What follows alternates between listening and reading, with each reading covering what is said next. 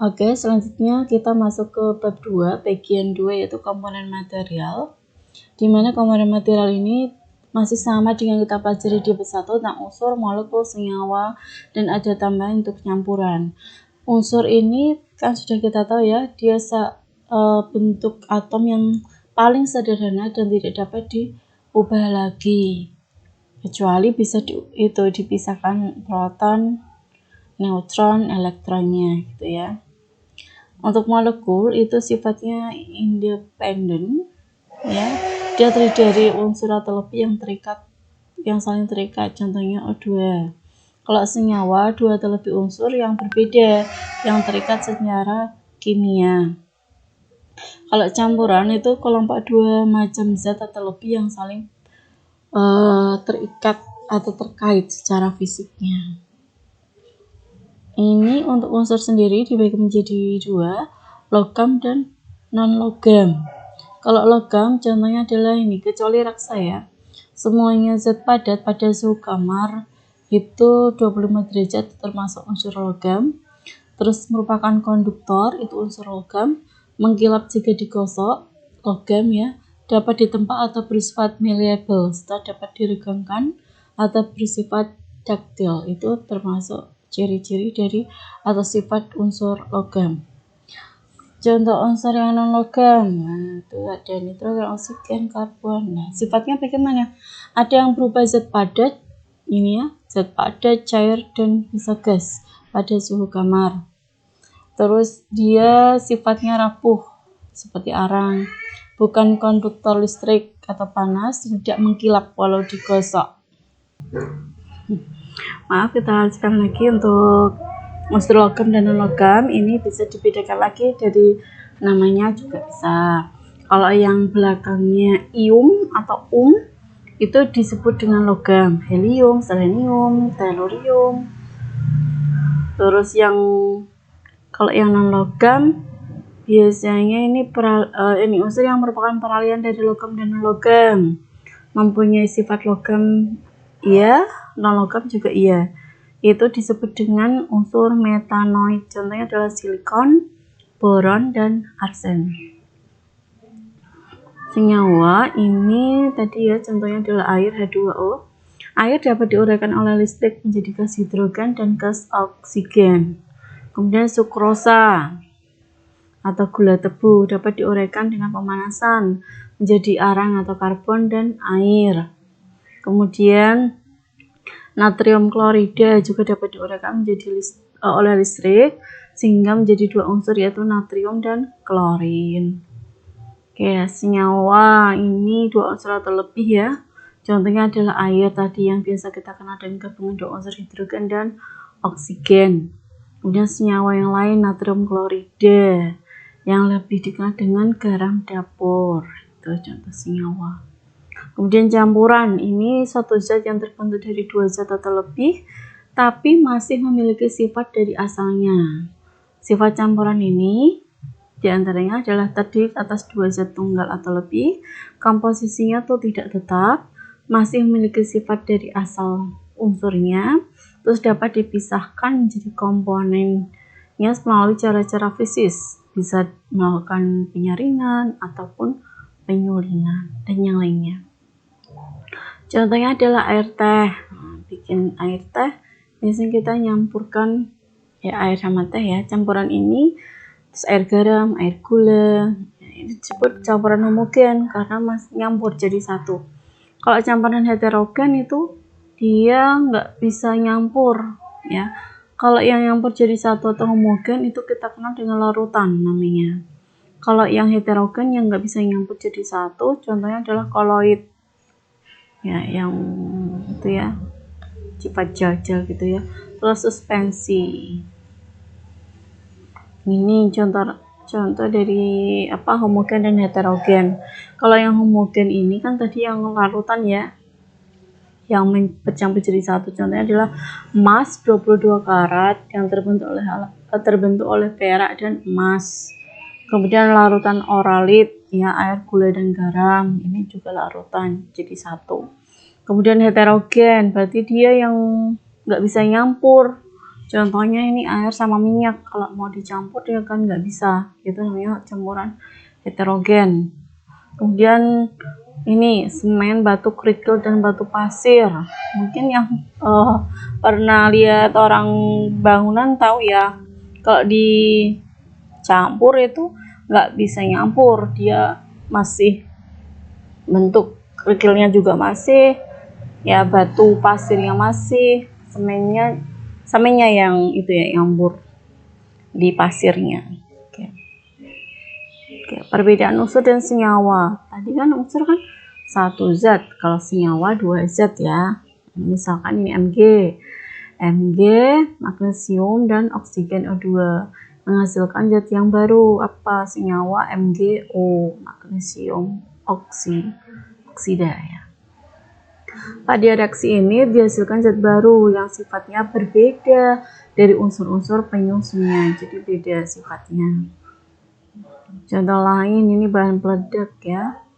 Contohnya ini TNT, PETN, RDX. Ya, kalian bisa cari sendiri referensi tentang bahan peledak ini di web, tapi jangan sampai kalian merakitnya sendiri atau membuat ikatan senyawa seperti ini. Nanti bahaya ya. Ya, ini hanya pengetahuan aja. Seperti C4. Ini juga komponen bahan peledak ya, yang bisa menghasilkan ini. C4 memiliki RDX paling besar 91% dan daya rusaknya paling besar itu C4 ya, jangan dicoba. Kemudian apa? Perbedaan unsur dan campuran. Dalam campuran kan tadi banyak itu ya, senyawa yang bercampur. Kalau unsur ya unsur gitu ya, masih bisa membedakan. Nah, senyawa dan campuran otomatis beda. Ini contoh pemisahan campuran batu dan pasir. Dengan cara apa? Diayak. Karena batunya nanti akan di atas ayakan, yang pasirnya akan turun ke bawah ya kan? Seperti itu. Dan pemisahan fraksi minyak bumi dilakukan dengan distilasi atau penyulingan ya.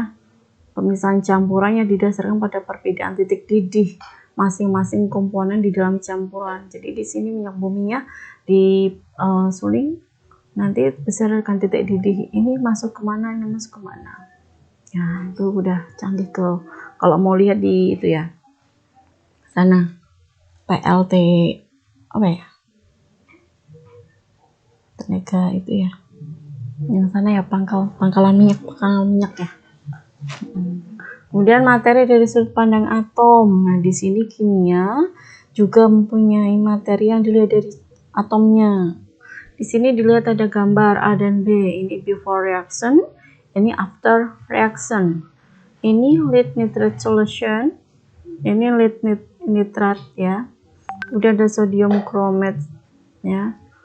Parutan ini lead nitrate, udah ada sodium, kemudian dicampurkan jadi satu, solid lead chromate in sodium nitrate. Nah, dimasukin. Ya, kenapa? Apa bedanya ini sama ini? Before and after reaction di sini dilihat bahwa ini kenapa ditimbangan di sini? Berarti bahwa massa ya sebelum dan setelah reaksi itu adalah sama, tidak ada bedanya. Ya, meskipun ini dipindah ke sini tetap massanya nanti sama dua unsur itu, seperti itu. Ya. Nah, di sini untuk teori atom Dalton ini juga banyak teori ya yang menyatakan tentang atom. Yang pertama John Dalton pada tahun 1803 ini dia menyatakan adanya hukum kekekalan massa atau hukum Lavoisier. Seperti yang tadi ya, bahwa hukum dan susunan tetap, hukum Proust. Ada dua. Lavoisier menyatakan bahwa massa total sebelum dan sesudah reaksi itu adalah sama ya. Sama dengan massa total zat setelah hasil reaksi. Kalau Proust, hukum Proust susunan tetap itu menyatakan bahwa perbandingan massa unsur-unsur dalam satu senyawa itu selalu tetap. Seperti itu. Postulat teori atom Dalton menyatakan yang pertama, materi itu terdiri dari atom pasti ya, partikel yang sangat kecil dan tidak terlihat. Itu menurut Dalton.